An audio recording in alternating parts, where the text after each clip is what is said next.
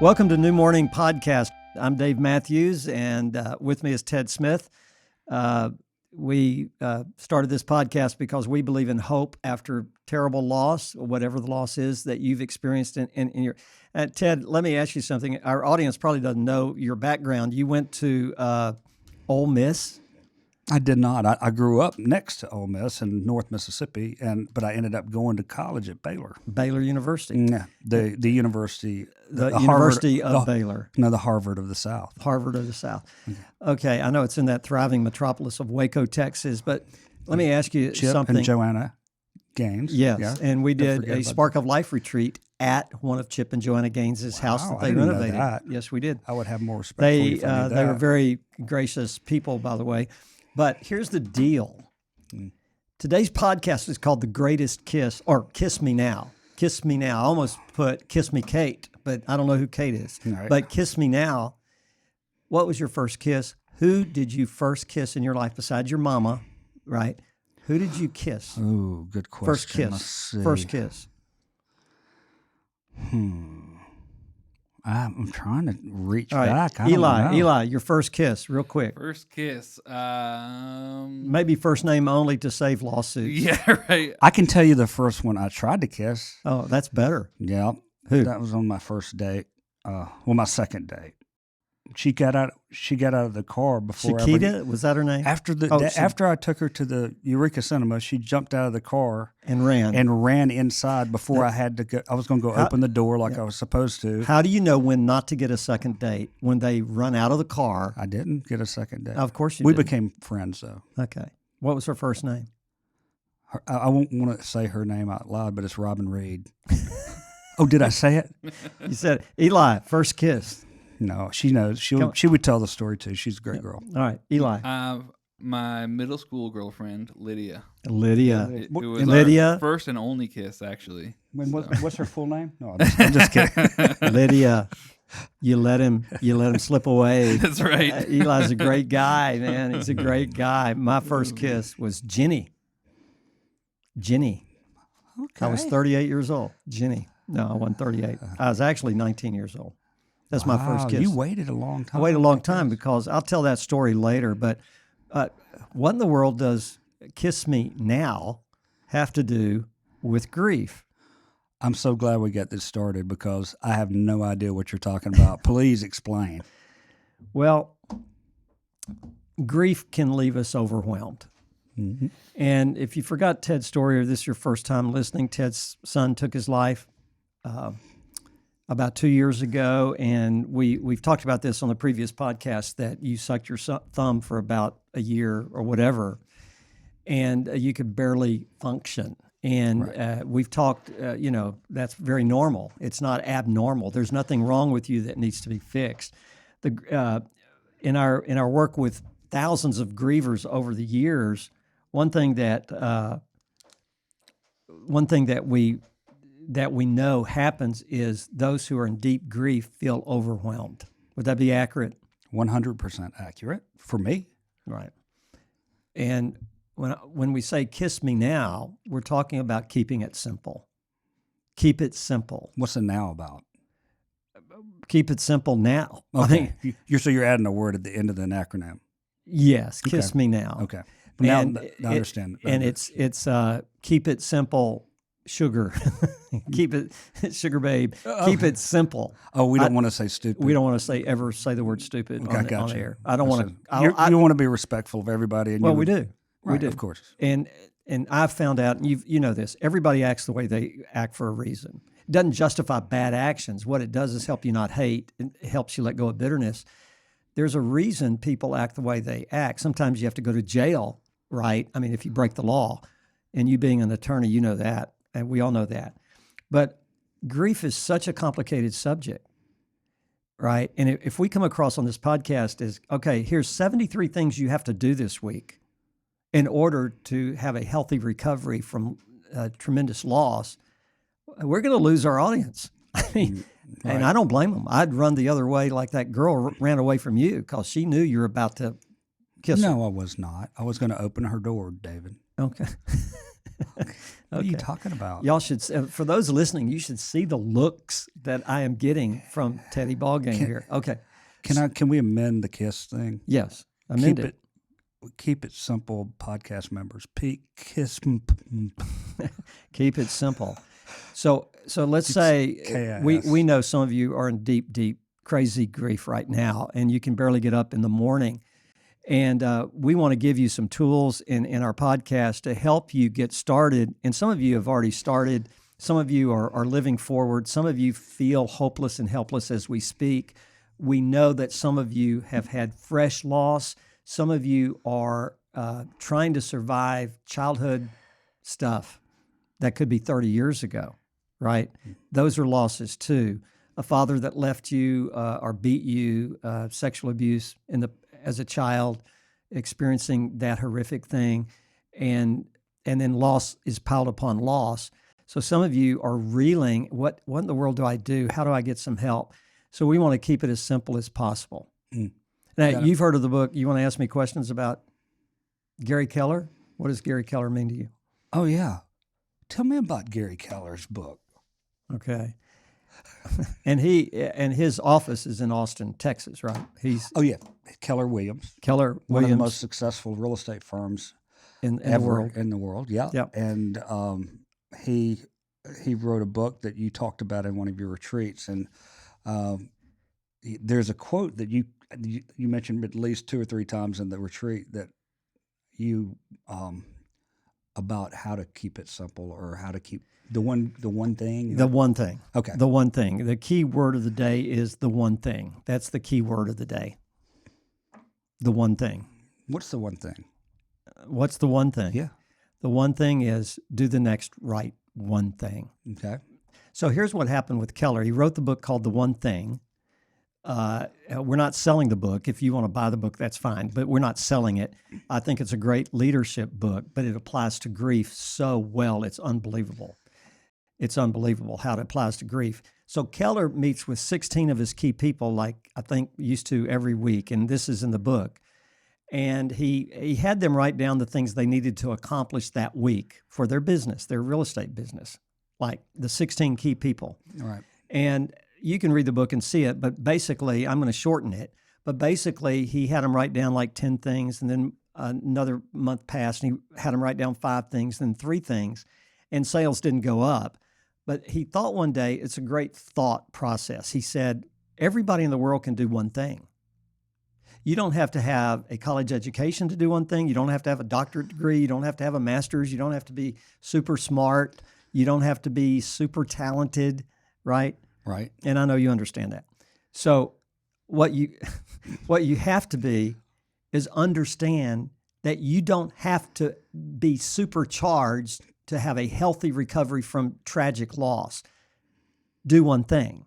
Yeah. So he had these 16 key people write down, what's the one thing I need to do this week, the doing of which would mean that the doing of other things you need to do would either be unnecessary or easier. And sales went through the roof. Right. Because everybody can do one thing. Right. So that really helps me. Now I'm convinced I'd be diagnosed ADHD or ADD, whatever that is, attention deficit disorder, when I was a kid. I could never pay attention longer than 5 minutes. And I was always in trouble because I was looking outside, dreaming about playing baseball or golf. That's all I wanted to do. I could not concentrate at all. Right. Okay. So having a to-do list of 27,000 things to do by 12 o'clock tomorrow, I always failed. And I don't know how many times what was the average length of your New Year's resolution that you broke? Can you remember? No, but I can tell you that I have a habit of making a to-do list, and it includes a lot of things that aren't the one thing. It's a lot of extra things. I still find satisfaction in crossing out Okay. to take the trash down because I've accomplished something. So Well, that's there's good. a little bit of truth in that, but I understand what Keller's trying to say. Yeah, Keller's trying to say is if you had one thing to do today to help you in your recovery, what is the one thing that you can do that you need to do? That you can do. If you only had one thing to do, what would it be? And the doing of that one thing would either make the doing of other things either unnecessary or easier. And what happens is you gain momentum. Now, tell me about, do you know Dave Ramsey's deal? I really don't know much about. I know I've heard Dave Ramsey Well, stuff. But I he's don't from know. here in Nashville, and we're recording this in Nashville, Tennessee. That's a state. Do you know Tennessee? Okay, it's a state that What? used to beat Ole Miss all the time in football. Now you're messing with Yeah. me. Okay. Talk about my mother, but don't talk about that. Don't seriously. Yeah. Okay. That's okay. So here we have. What was I talking about? I have no earthly idea. Okay. So we're talking about Gary Keller and the one thing. You're talking about beating Ole Miss. You're talking about Tennessee. Yeah. Okay. talking So about? you have you're I'm dealing. listening. All right. The one thing. So the doing of which would make the doing of other things either easier or not or unnecessary, and sales go way up. So in our grief work with people over the last since 2009 when we started Spark of Life, we have noticed people feel overwhelmed quite easily. They don't have much energy when they're in deep grief, but they can do one thing. So Keller has this illustration about the domino effect. And the domino effect, and he cites this, the world record of dominoes falling, of setting up dominoes all around, was done by this domino production company in the Netherlands in 2009, in November. And the world record, I think it's 2009. Right. And the world record is 4,500,000 and something dominoes. Who has time to do that? But anyway, A domino production company trying to sell dominoes. I guess, yeah. Right? They're getting advertising right now. They for are. free. And they had a good supplier of dominoes themselves. Right. Right. So I they guess had so. over Yeah. 4.5 million dominoes. I don't know what poor schmuck had to set them up. Right. I hope he got paid a lot of money. All right. But what else is there to do in the Netherlands? And if you're from the Netherlands, don't send cards and letters. Okay. I bet they had Grubhub. They were sending him Grubhub all the time. Like, keep working. Yeah. So anyway, and do you know what a joule of energy is? It's a measurement of energy, but other than that, no. All right. Joules of energy is a measurement of energy. I didn't know this. Eli probably knows. Yeah, Eli knows nothing. Let me tell you, he knows nothing. Okay. He does. So, He knows how to do. okay, let's move on. Okay. All right. So when you knock over the first domino, it generates energy up to 95,000 joules of energy with that 4.5 million dominoes. All the person did to generate that energy was knock over how many dominoes? One domino. Small one. Can you knock over a 2-inch domino? I can handle that. You can. Yep. All right. So then he interviewed some physicists. I don't even know how to spell physicist. I can barely pronounce it, but a physicist, okay?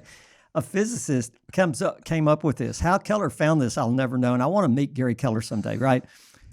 This physicist proved that a 2-inch domino can knock over another domino 1.5 times its size. Right. So if you started with a 2-inch domino, 2 inches, about that big, and the next domino is 1.5 times its size, that'd be a 3-inch domino. Right. The next domino would be a 4.5-inch domino, and then on and on and on. So each domino is 1.5 times bigger than the previous domino.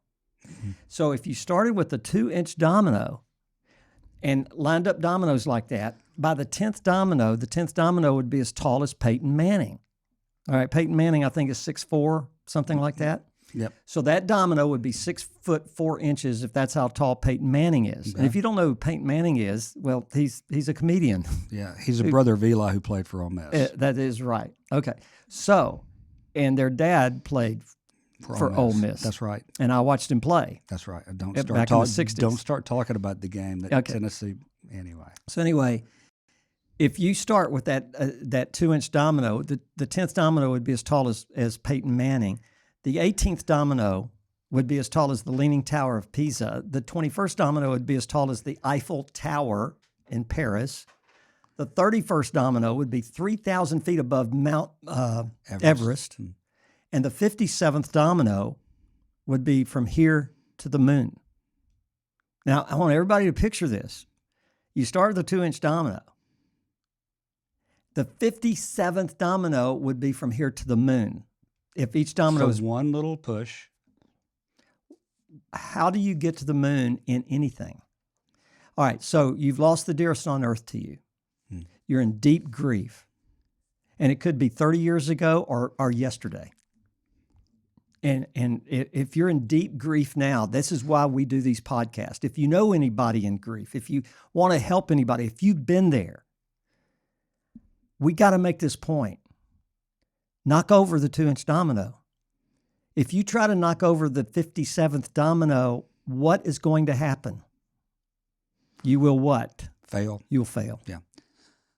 So, David, the one thing that I think about, and I remember that illustration, but sometimes when grief happens,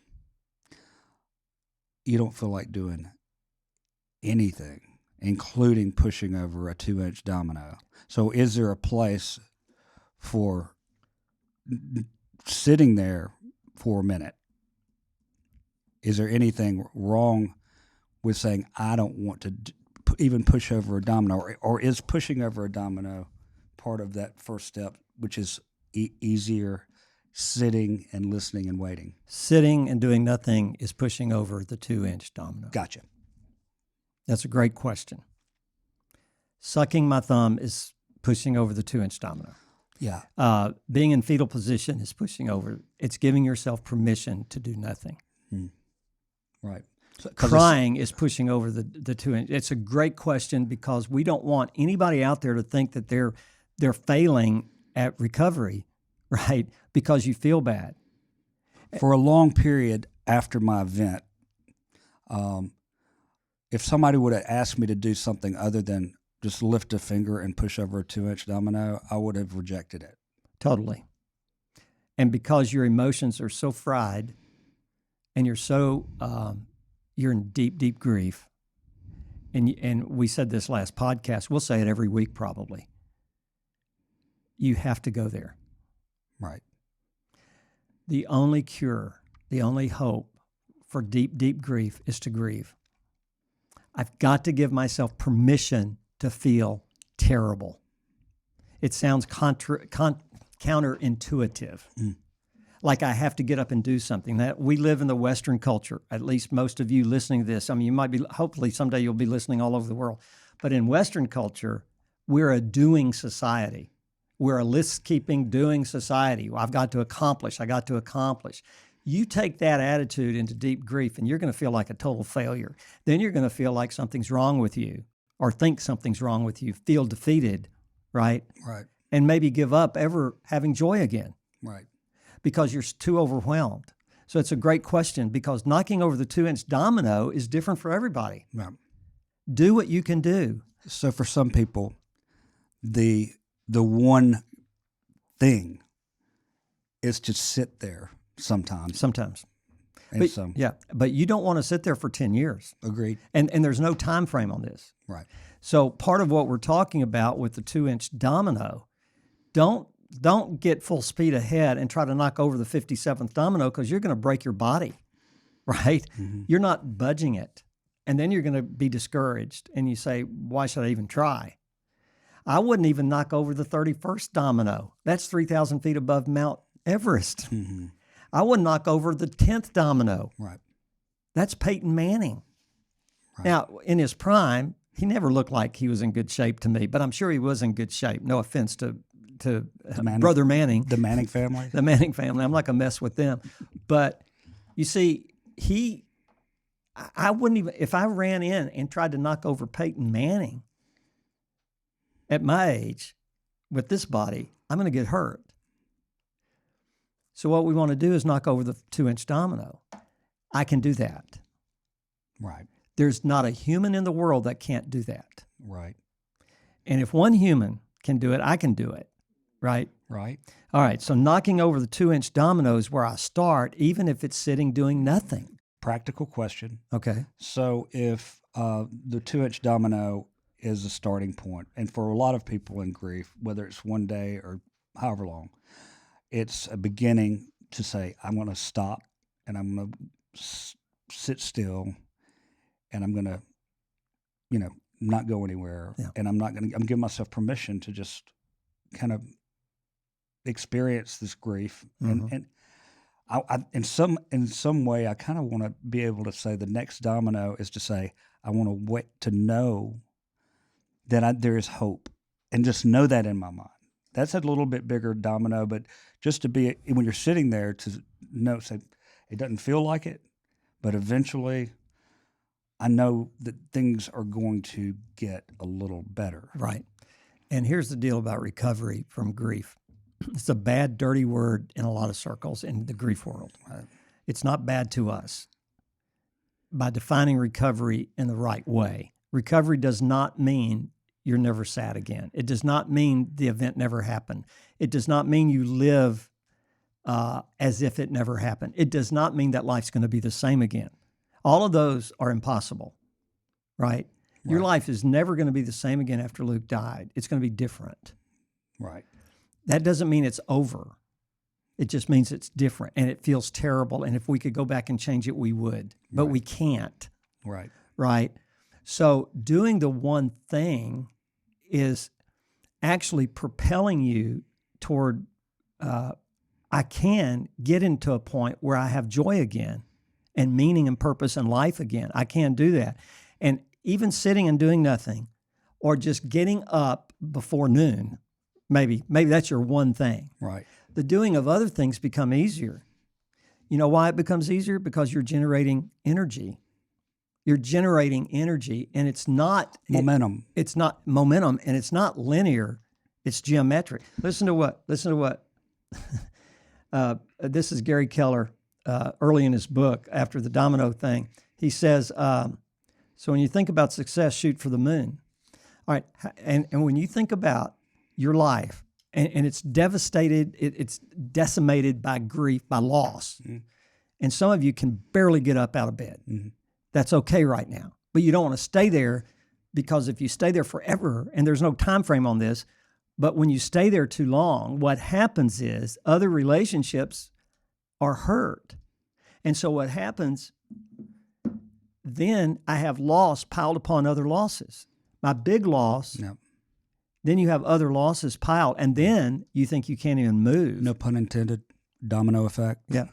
I mean, one thing happens after another, and before you know it, it can be a reverse domino effect, is what you're saying. Yeah, because why does this work, this approach work, says Miller?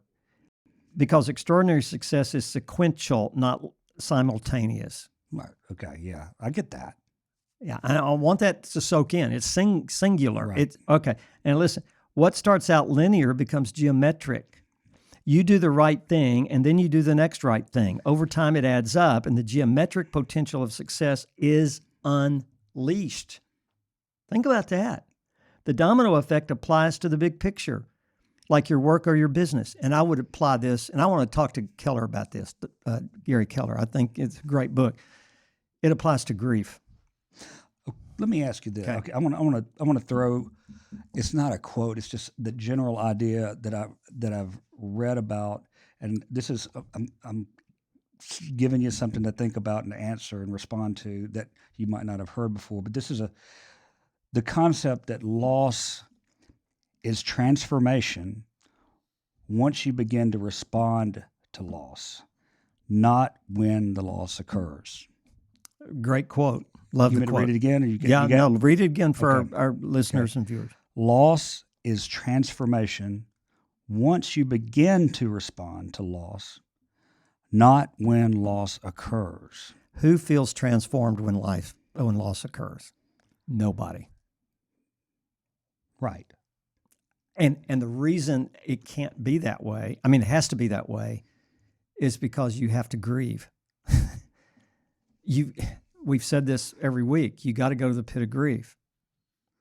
The law sends us into the pit. That is not a bad thing. The pit is not a bad thing to visit. It is a bad thing to stay there. It says loss is transformation once you begin to respond. Now you've started momentum. Okay. And you start responding by doing one thing. At a time. At a time. When I read that, it was really strong. And as you were saying, talking about the dominoes, it feels like this was going the same direction as that. So. Well, we mentioned New Year's resolutions, and every year my New Year's resolution is to read the Bible every day and to pray every day because I struggle with that. Mm-hmm. And I preached for years and years and years. So every time I preached on this, I felt guilty because I couldn't do it. So what would normally happen for years is I would make it to January 4th. Okay. I made it to January 4th, and then something happened. I was very busy, right? Right. I had an early appointment in the morning, so my morning routine was all screwed up, and I'd have to meet somebody at the coffee shop at 6.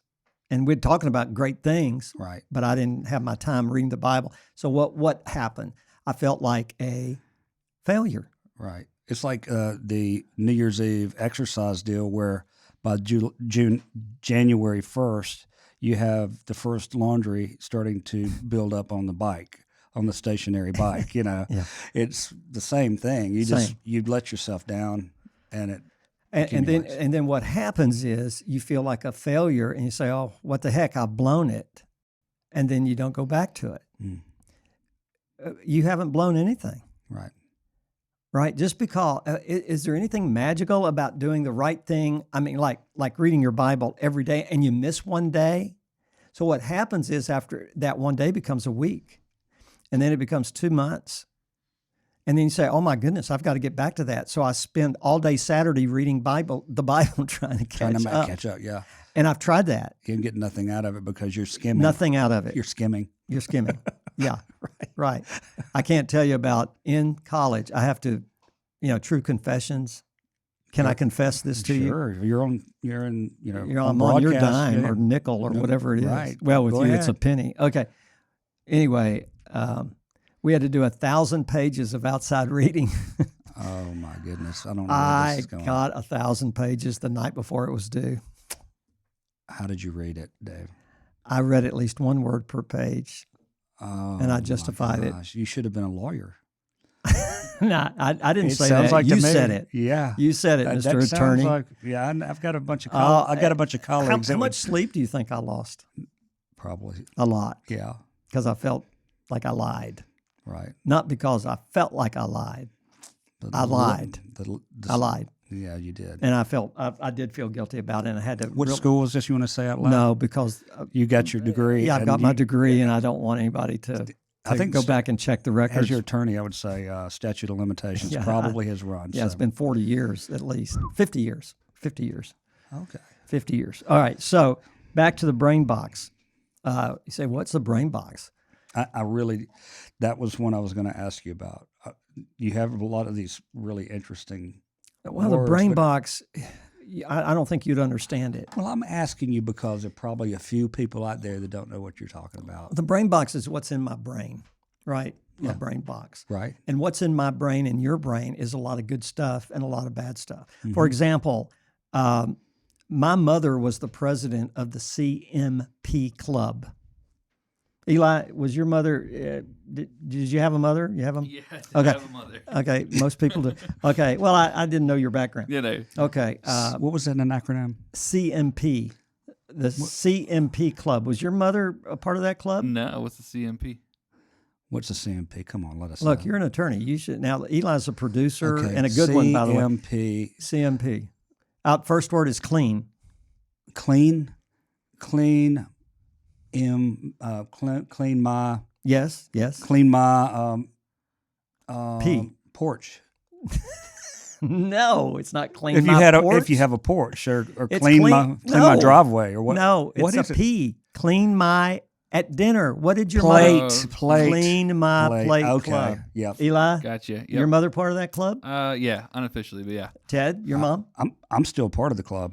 Yeah. Clearly. So in my brain box and yours is this inner voice that's saying, if I sit down and eat, I need to clean my plate. Because my mother said there's starving kids somewhere. Right. Yeah. Right? There's starving kids somewhere, which is and true. you should be thankful you have food. Therefore, you should eat things like broccoli. My brother would always green peas. He was always say, send it to him. Send it to him. Yeah. Yeah, my kids would have been grounded for saying that, but Yeah, I know. they would have said it too. Yeah. So clean my plate is in my brain box. There's a lot of good things up there. There's some things that are not true. Clean my plate just makes me gain weight, right? Right. So in my brain box about grief are a lot of things that are not true. And one of the things that's in my brain box and a lot of people's brain box that we deal with in grief is that there's a time frame on how long you should be stuck in the pit of grief. So when we started Spark of Life, I read everything I could get my hands on. I'd already done tons of funerals and grief counseling, pastoral counseling, but nothing like after our grandson died. Okay, and then it started to accumulate. I mean, it's just I was dealing with my own, thinking of our son and daughter-in-law and all that stuff, so there's stuff in my brain box that was really incorrect, and there's some stuff that's really correct. But in one book I read, it said this is a quote from a book that's out there. It was like in Barnes and Noble and all that stuff, and a lot of good things in the book. Right. But the bad thing was a statement by the author that it takes 1 year to get over the loss of a parent, 2 years to get over the loss of a sibling, and you never are a spouse, 2 years, and you never get over a loss of a child. Okay, never. What do you mean not get over? Well, what they meant was you're never going to get well. Never going to get, setting time frames like that by somebody. Now, look, if you wrote the book, I'm not mad at you because I've had things in my life that I believe that were not true. And one of the things that's false is that there's these definite time frames of how to get through, and we hate the term getting over. Getting over it implies to me that you get over it. Get over it, Ted, that your son took his life. How would you feel if I told you that? Not good. Not good. Nope. Now, if I told you you can never be happy again, by implication, if you've lost a child. I did have somebody say that. Okay. I still remember it. I remember where I was What did that do sitting. for you?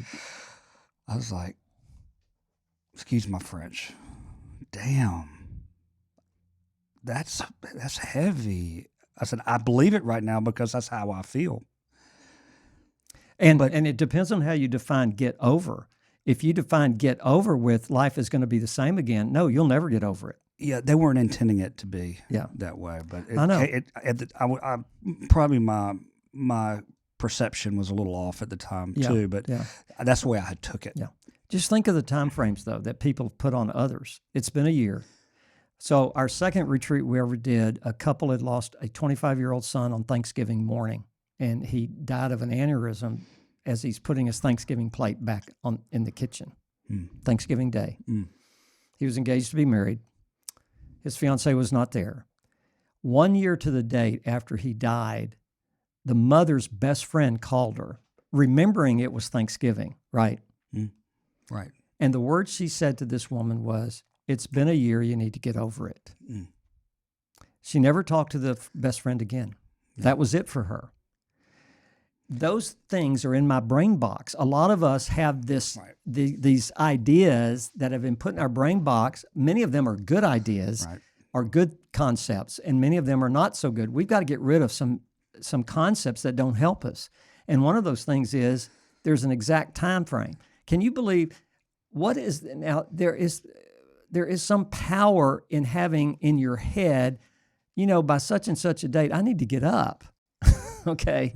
Right. If I can't get out of bed, for example, because of grief. Right.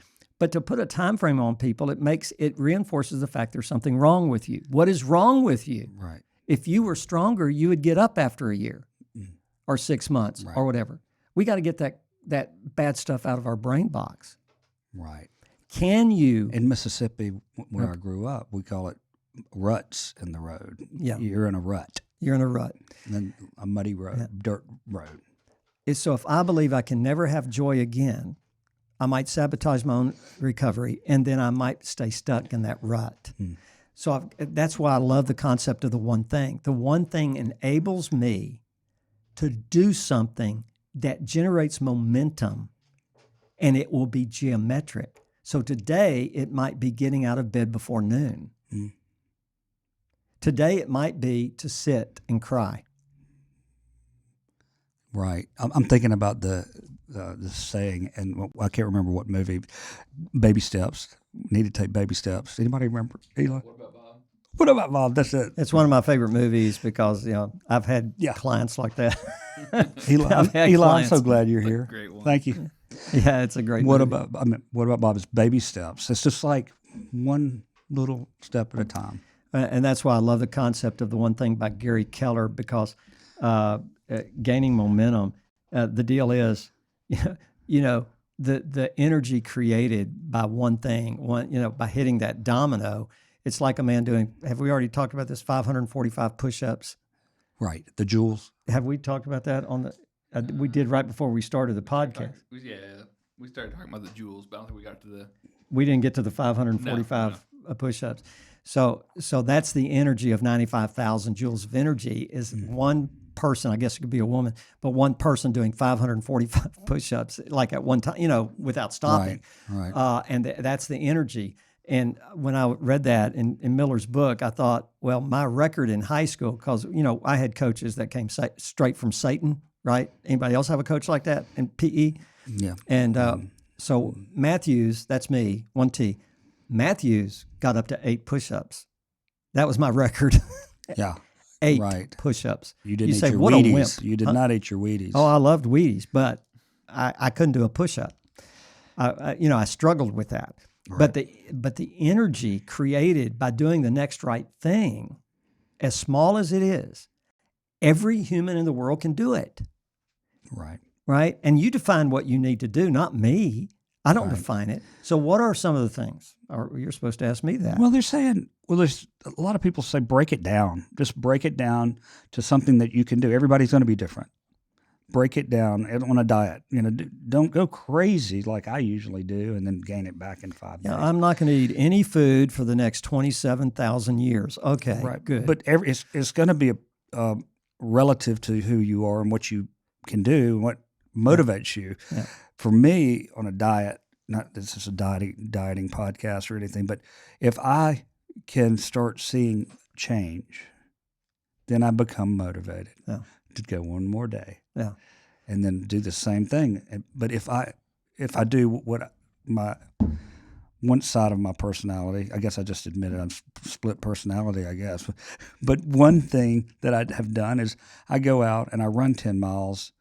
I pull my calf muscle and I hurt and I'm sore and I quit.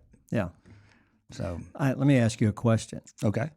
How do you eat an elephant? Oh, I love it. Thank you for that softball. I appreciate it. I use this all the time. One bite at a time. Can you do it any other way?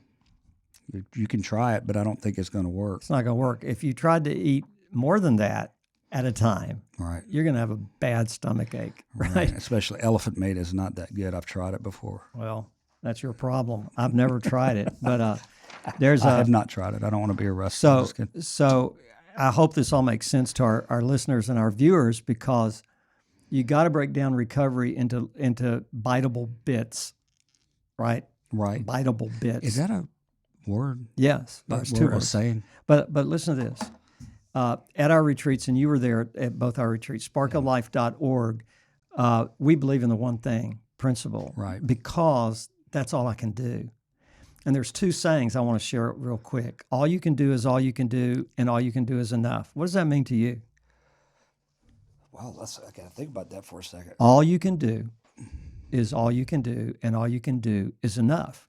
Don't give yourself a hard time. Do everything you can do, but don't worry about it after that. Yeah, and it sounds simple, but if I try to do too much, I will fail, right? Mm-hmm. And if I try to do that which I cannot possibly do, I will fail as well, because I can't do what I can't do. Now, this is brilliant. Write it down. That quote comes from A.L. Williams, who wrote a book back in the 70s. He was an insurance salesman, term life insurance. A.L. Williams wrote a book, All You Can Do is All You Can Do, and All You Can Do is Enough. Any attempt to do what I can't do results in frustration and failure, right? Mm-hmm. Some people cannot go back to church. Let's say they have some kind of religion, And it doesn't matter to me what your background is here. We're not pushing one religion right now. That's not what we're doing. But some people think they've got to go back to church, like the day after the funeral. Or synagogue. Or place of worship, whatever it is. Okay. So, and then some people just can't do it. Well-meaning people say, will try to push you back into what they think you need to do. But we have seen that hurts people a lot. Some people need to go back to their place of worship. Some people cannot, right? Right. If I'm force myself to do something that I really can't do right now, it could turn out okay, right? I mean, it could turn out okay. Or it could hurt you, making you feel more guilty because your heart's not in it. So you have to make that call. I just use that as an example. Maybe the one thing you need to do is simple. So keep it simple. Keep it simple. And if I try to do that which I cannot do, I'll be met with frustration, right? It might cause more harm than good. Yep. Now, people have to decide what that is, but the one thing is not doing that thing which I cannot do. For example, my mother had a drinking problem when I was going through junior high and high school. My life was hell for about 6 years. I love my mother to death. She stopped drinking last 20, 30 years of her life. We had a great relationship. I never did tell her about how hurt I was that she got drunk every night. I never told her. Right. We never addressed it because I didn't want to hurt her. After she died at the age of 85, it was 6 months later, my wife says, what's going on with you? Well, I had an unresolved conflict with my mom that I had never completed. I had resentments toward her. She never said, I'm sorry. She never apologized. She probably never realized how badly I was hurt. So if I'm waiting on Mom to come back from the grave and tell me she's sorry, how long will I wait? Forever. So if I'm relying on that for me to get healthy, I will wait a long, long time. I will never get healthy. I have tried to do something I can't do.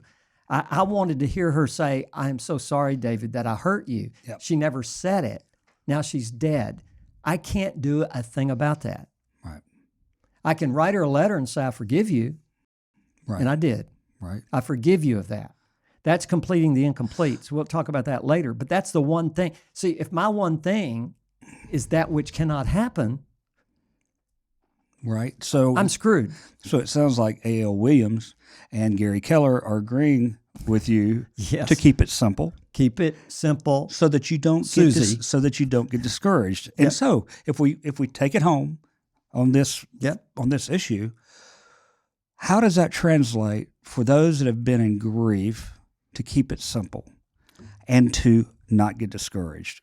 Boil it down for us. Well, it's okay if you're discouraged. Number one, I just want to say that right off the chute because you will be discouraged, right? Right. It's okay. Normalize it. Normalize it. Normalize it. Normalize all grief. Normalize it. When you say normalize it, I want you to make the point, but when you say normalize it, what do you mean? You're saying recognize that other people... Recognize that that's okay. Okay. It does not mean you're doomed for failure for the rest of your life. It does not mean that. Okay? Gotcha. It does not mean you can never be happy again or full of joy again and Right. purpose and meaning. Right. What it means is I'm discouraged. That's That's keeping it simple. and then... Okay. So at our retreats, we have a section called Anchors to Sails. Anchors to Sails. I remember that. S-A-I-L-S. Mm-hmm. And the sad part is that many people have a boat in the dock. They have a sailboat. And it's a brand new sailboat, and it stays in the dock because they don't want to get it dirty. Okay. Got it. Okay. Maybe they're afraid to set sail on the open seas, and they never get in the boat and sail it. It's anchored. Anchors are important, but anchors can be really damaging to us too. So we say, turn your anchors, that which is anchoring you down in the grief lingo, and turn it into sails. It's your making lemon out of lemonade, or lemonade out of lemons, right? Lemonade out of lemons. Okay, Right. that saying we're all familiar with. So here's the assignment they do by Sunday at our retreats, right? They have to write down one thing they need to do to continue their healthy recovery from loss. One thing they need to do, one thing they need to do that is doable. that is doable. I'm listening now, Okay. David. I'm Yep, listening. I you're heard what you listening said. good. Yeah, you're The getting one into that. thing to do that is doable, those things that you can do. Yes. Okay. And we ask them to give a deadline date to just motivate them to do it. Mm-hmm. So here's the answers we've gotten. People share it. They love this. They love it because you know why? It empowers the person to take hold of their own response to grief. Mm-hmm. It helps them start living forward with momentum by doing the one thing. So one of the ladies who had lost her husband of 45 years, she's at a retreat. I think her name's somebody, Linda. I know her name. That's probably not her real name. Linda. That's probably a good thing. Well, she wouldn't mind. Linda says, she writes down, and then she writes it down, right? And we said, anybody want to share your one thing? Linda says, by tomorrow morning, this was Sunday. She said, by Monday morning, I'm going to get up before noon. And you know why she wrote that? Because since her husband died, she had not been up before noon except at the retreat. I can tell you why. I want to tell you why. Okay. Because when you get in that state of grief, my experience, you want the day, your consciousness to be as short as possible because you don't want to feel the pain.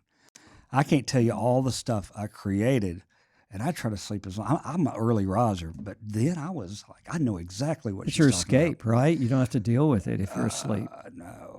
Yeah, exactly. You're right. Yeah. And it gives temporary relief, but it's so temporary because it's like staying busy to forget you. And one guy who lost his wife, he just went to work harder, and he came home, and guess what? Every time he came home, she still wasn't there. He told us that. So you got different responses to the one thing. That she had proven to herself she could get up before noon because we started at 8 o'clock in the morning for breakfast at the retreat. So she got up before noon on Friday, Saturday, and Sunday. Right. Now she knew she could do it. Yeah.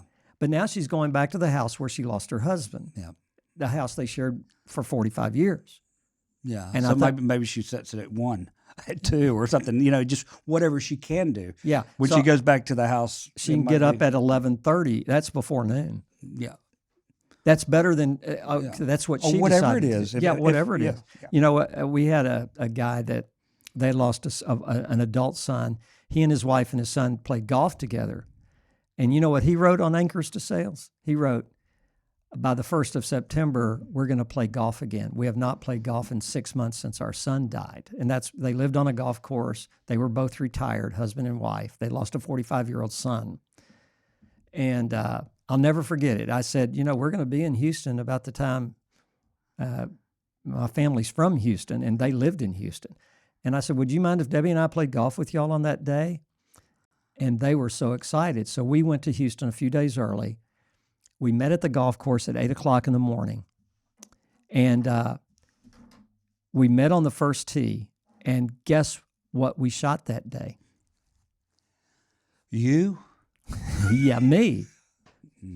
Well, I could shoot an 85 normally, 80 to 90, okay, if I'm familiar with the golf course. Okay, usually 85 to 90.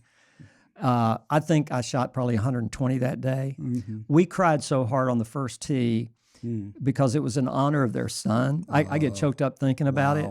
And Debbie was riding with the wife, and I was riding with the husband, in the golf cart. We cried, and we could hardly get that. We all topped our drives. Wow. I think I swung and missed, or maybe the other guy did. We cried, and by the second hole, we're laughing so hard we couldn't even stand it. Then we laughed so much, and then like the fifth hole, it was his favorite hole. We cried again. We all cried. Wow. Right. It was an up and down, but we had a ball, and it was so therapeutic for them. They made themselves do what they love to do. We had a woman who had lost her husband of over 50 years, and you know what they did? They used to go dancing. Her husband had died 2 years earlier. They come to retreat. Her one thing was, I am going to make myself go dancing again by the end of next week. And then she emailed us and said, I went dancing. Wow. Isn't that something? Yeah, that's great. That's doing the one thing. Now, can you knock over the 2-inch domino, Ted Smith? I was thinking about my anchors to sales. What did it you might write? be a little, as usual, as unconventional. But so there's two things, and you can help me understand this because of your vast experience and wisdom. But one of the things that I remember deciding at some point, it wasn't today, it was just I'm an attorney by trade, and I'm an entrepreneur by passion. I love developing things. And so at some point in that first year, I said to myself, I'd really like to, like you said, turn lemons into lemonade and use the talents that I have been given and do something significant at some point. Right. Did I feel like doing it then? Did I put it down for tomorrow? Nope, I didn't. But I just said that. And then somewhere around the 9 or 10 month mark, I also said, and I started working. And actually, let me go back to the purposeful thing. I did start making a list. Now that I'm thinking, I started making a list of things I normally do when I'm starting an endeavor, and it ended up becoming LifeSpring Ranch. You know what we're talking about. Not plugging that, but that was something that I started working on, and it gave me purpose, and so that was my anchors to sail there. Yeah. And then, and I don't know if this fits right into there, but I said, I'm going to call somebody after the 1 year anniversary. I need to make a step. I didn't feel like it then. I didn't feel like it before, but I said. So you made a commitment to do it, the one thing, so in May 9th is when I called. I looked down I didn't know who to call. Is that when you called Debbie? Yeah. You called Spark of Life? Yeah. So the one thing that our audience might do is what you need to do, and make it simple. Keep it simple, Susie. It kind of runs against a little bit of the grain of write it down and do it tomorrow. I didn't do that, but I did write it down and start working on the little. That's the one thing. So you started it. You started the momentum going. And so we want to encourage people, look, thank you for listening today. Go to sparkoflife.org. Now, you might do other things that you need to do, but one thing you could do is say, okay, I'm going to see what you guys have to offer. Go to sparkoflife.org. Get coaching. Talk to somebody today. Yeah. Sign up for a retreat. Listen to a podcast. Listen to a podcast. Make a phone call. Yeah. Say to somebody who's grieving like you are, and say, hey, you need to check this new morning podcast out. And it doesn't have to be us. Look, go to someplace else. I really don't care where people get help as long as they get help. I mean that sincerely. We're not the only kids on the block, new kids on the block. We should do a band. We're the only grief guys on the block. We're grief guys. We're grief guys. I hope you've gotten something out of this. I really do, because listen, we're sorry for your loss, man. It stinks. Grief stinks. And just do the next right thing. Make it simple. Keep it simple. Generate some momentum, and let the rest take care of itself. And if you get up every morning and do one thing. One thing. Can you do it? Keep it simple, 1S. Keep it simple, 1S. Keep it simple. Enjoyed it. Living forward through grief.